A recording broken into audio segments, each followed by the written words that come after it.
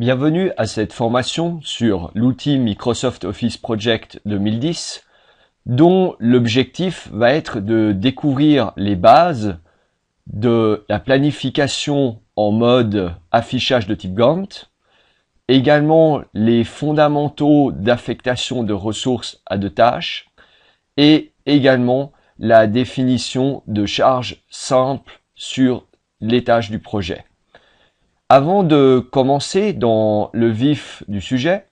je souhaiterais brièvement me présenter. Je m'appelle Vincent Izzo, je suis consultant en partie sur Microsoft Office Project Pro et Serveur depuis à peu près plus de 10 ans et spécialiste en modélisation statistique du risque en gestion de projets d'entreprise. Maintenant que l'introduction est faite, je tiens à préciser que Microsoft Project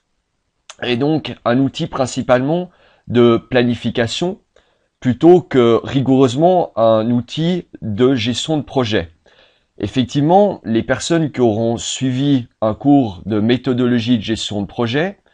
auront évidemment probablement vu plusieurs définitions de ce que c'est un projet. On pourrait par exemple citer la définition de l'AFNOR X50-115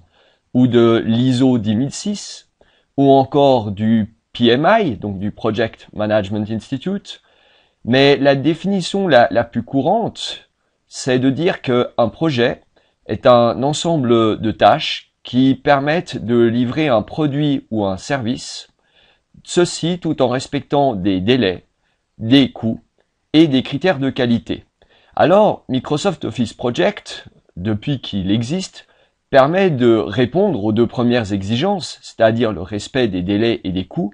mais n'est pas à ce jour, du moins sans l'ajout de plugins, un outil qui permet de respecter les critères qualité. En l'occurrence aussi, comme tous les outils critiques en entreprise, il est du rôle du chef de projet de s'assurer que l'outil qu'il a entre les mains est celui qui conviendra le mieux à sa fonction, à son expérience, à son savoir, à ses besoins, et donc à ce moment-là de se référer à la norme ISO 9241-11,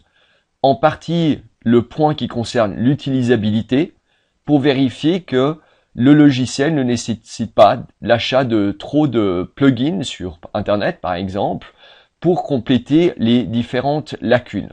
ou également pour déterminer si le choix de Project Standard, ou de la version Pro, ou de la version serveur est le plus judicieux. Ensuite, également précisons qu'il est de la responsabilité du chef de projet de s'assurer que le logiciel est stable et qu'il ne contient pas trop d'erreurs. C'est d'ailleurs une des raisons qui fait que normalement, dans ce domaine très critique de la gestion de projet, on a tendance plutôt à attendre que le service pack 2 du logiciel soit sorti avant d'en faire un usage en production. Cette introduction étant faite, ainsi que les avertissements y relatifs, nous allons donc commencer dans le vif du sujet.